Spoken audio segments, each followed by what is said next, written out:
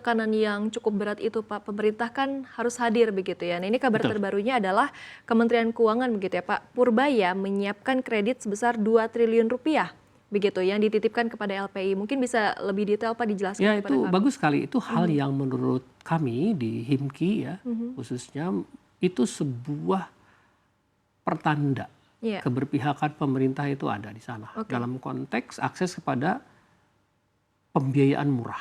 Mhm, mhm. Pak Purbaya, Kementerian Keuangan memberikan arahan dan itu uang dititipkan lewat Kementerian Keuangan tentunya ya dipasang di LPI dengan bunga 6%.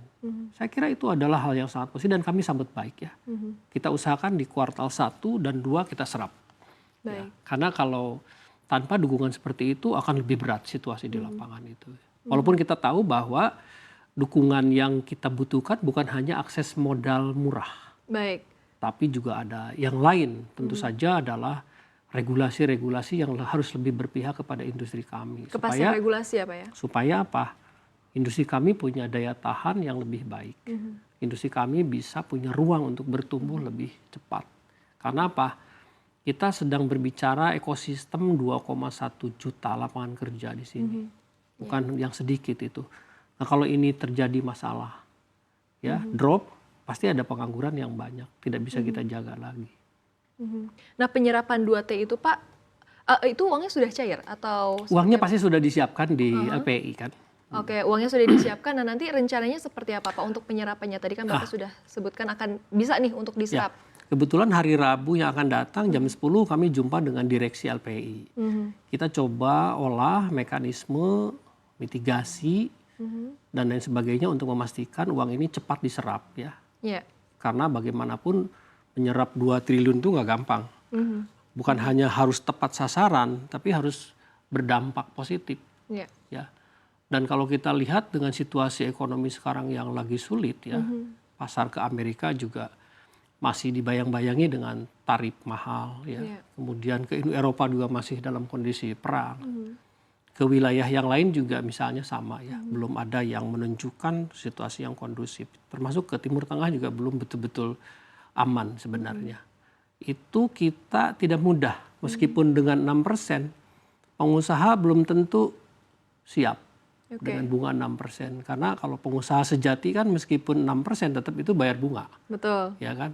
Karena bukan hibah, ini kan harus dikembalikan. Makanya kami akan melakukan mitigasi sama-sama supaya 2 triliun ini sebagai pilot project dari 16 triliun yang kami usulkan kepada Pak Purbaya atau kepada pemerintah untuk meningkatin omset ke 6 miliar dolar di 2030.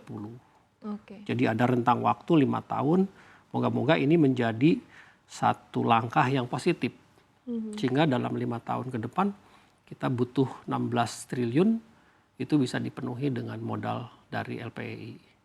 Ini positif. Positif ya Pak ya. Sangat Artinya menyambut positif. baik Dan kami begitu tentu ya. saja berterima kasih kepada Pak Purbaya dan pemerintah secara umum terhadap komitmennya kepada industri padat karya kami.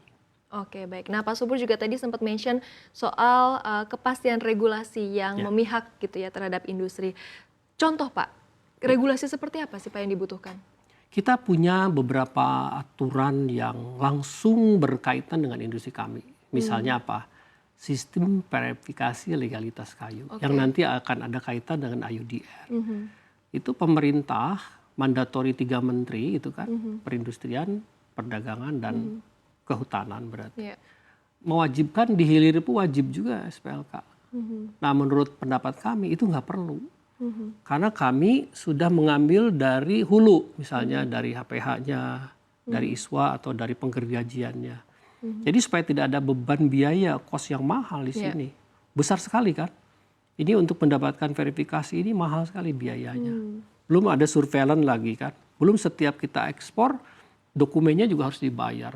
Sehingga ada beban biaya yang cukup mahal di sana. Jadi kalau kita berpikir soal efisiensi di industri, nah itu yang dibersihkan salah satu contohnya.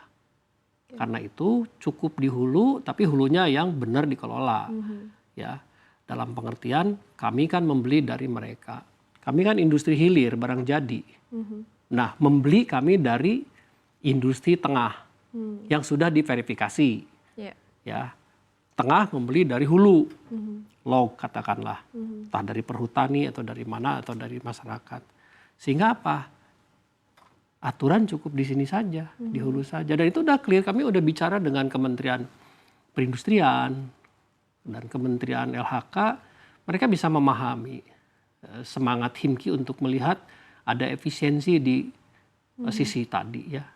Jadi jangan sampai regulasi itu membabi buta gitu, hanya karena alasan perlindungan lingkungan, tetapi nggak kontekstual gitu di sana. Yang harus dibenahi justru tata kelolanya di hulu ini, yang harus lebih rapih lagi. Hulunya ya Pak ya, Hulunya. harus dibenahi. Baik Pak.